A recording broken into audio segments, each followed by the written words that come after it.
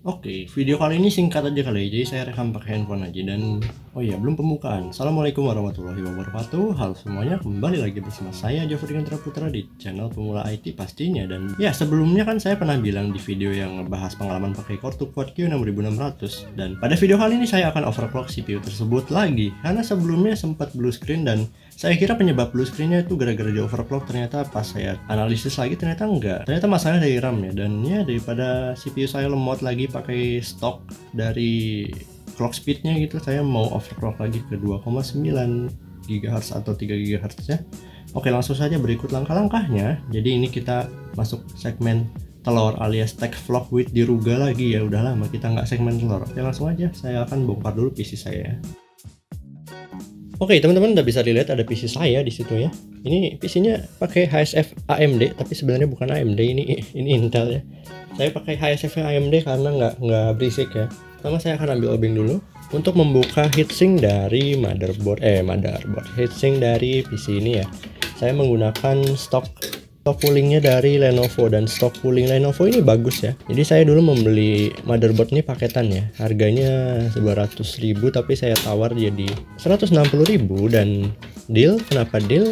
Karena nggak tahu, mungkin lama nggak laku dia. Karena emang motherboard build up kayak gini tuh kalau misal ada masalah, teknisi tuh angkat tangan karena katanya benerinnya susah. Saya nggak tahu kenapa, mungkin yang teknisi boleh komen di bawah. Saya ambil kenapa? Karena di dalamnya waktu itu ada CPU Core 2 Duo i8500 yang bisa saya jual lagi dan sudah laku 30.000, dan di dalamnya juga ada RAM 4 ya, 4 keping RAM.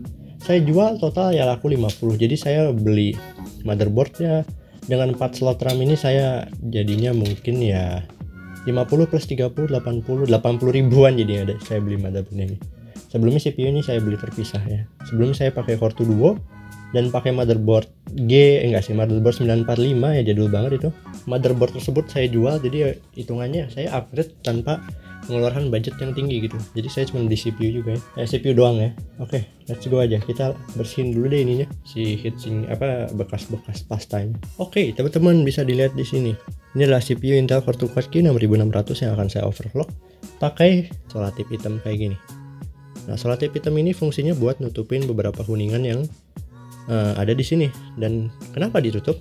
Karena dengan menutup kuningan ini, yang asalnya FSB dari CPU ini 266 MHz akan otomatis naik jadi 333 GHz 333 MHz. Alhasil kan ini CPU-nya punya berapa ya, 9 multiplier kalau nggak salah. Jadinya kalau di overclock si FSB-nya jadi 333 MHz, otomatis CPU ini akan berjalan di 2,96 sekian MHz atau dibulatin jadi 3 GHz.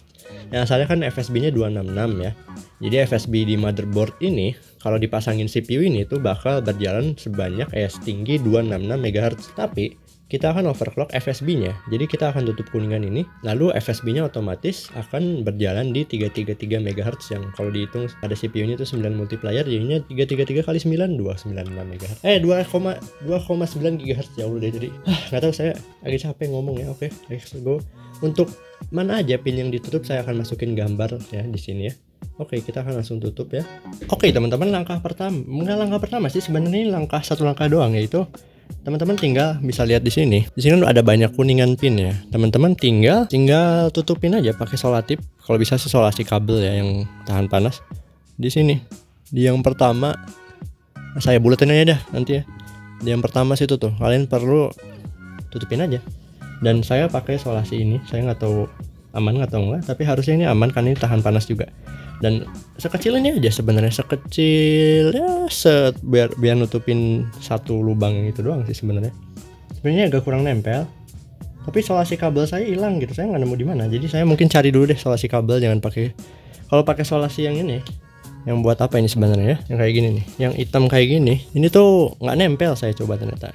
Jadi akan saya pakai isolasi yang lainnya. Saya nyari dulu deh yang paling aman isolasi kabel. Oke teman-teman, akhirnya saya nemu isolasi kabel ya. Kita akan potong dulu untuk menutupi ini. Kalau udah segini saya potong lagi menjadi lebih kecil lagi. Kegedean sebenarnya awalnya, cuman kata naik kecilan anjir. Tapi cobain dulu aja nih. Teman-teman bisa lihat di sini. Bagian yang ini satu ditutup aja. Mungkin kakinya harus lebih kuat ya. saya potong lebih gede lagi, tapi bagian ininya saya mau coba potong sepanjang ini, lalu kita tempelkan di sini.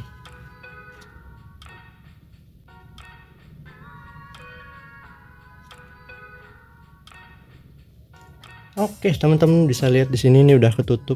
Jadi satu pin sudah tertutup, satu pin aja sebenarnya. Sebenarnya ada yang bilang 2 pin, 1 pin. Sebenarnya 1 pin juga cukup, tapi 1 pin lagi khusus buat nutupin apa gitu saya lupa.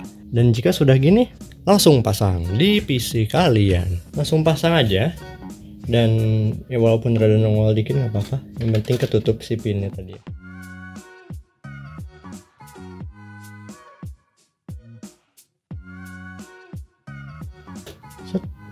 Karena sudah ketutup,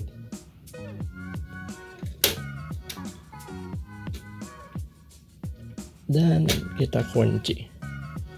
Setelah terkunci, ya langsung pasang heatsink, tapi sepertinya krema pastanya agak meluber ke pinggir-pinggir. Saya bersihin dulu yang dari heatsink ya. Saya ratain dulu pakai alat perata.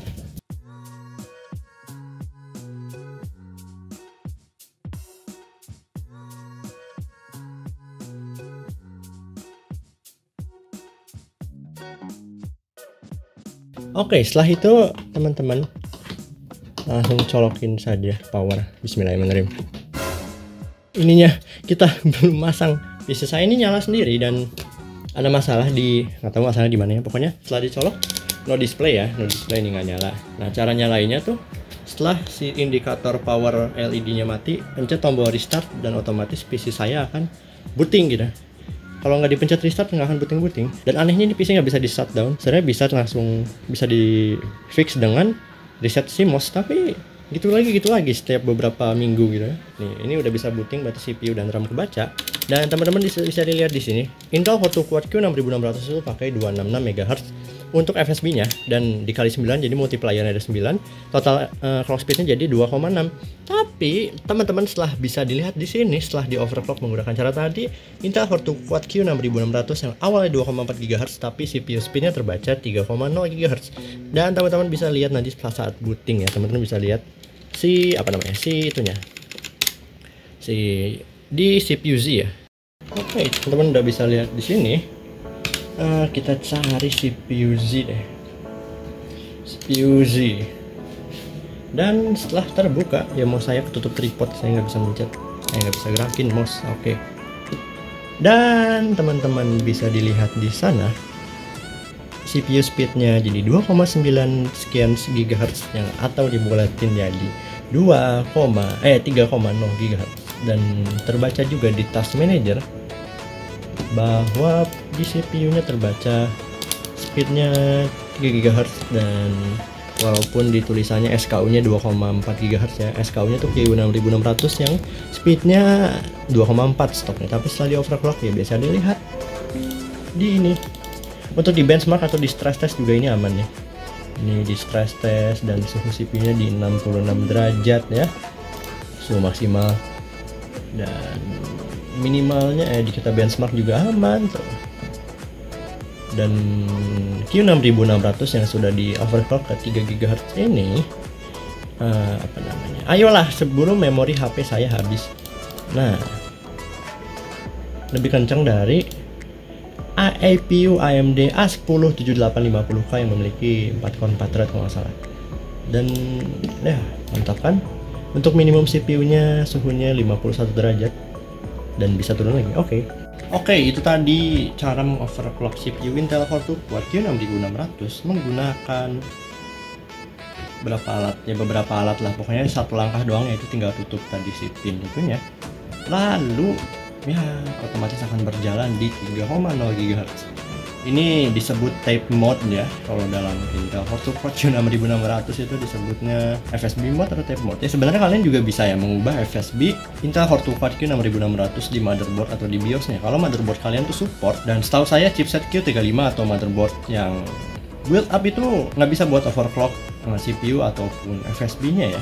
Jadinya mau nggak mau pakai cara yang tape mode ini yang bisa mengubah FSB 266 jadi 333 MHz. Oke, itulah tadi beberapa satu cara doang sebenarnya, itu cuma nutupin satu pin doang ya. Jadi ya terima kasih telah menonton video ini sampai akhir. Jika ada pertanyaan boleh komen di bawah, jangan lupa tekan tombol subscribe dan nyalakan lonceng notifikasi saya.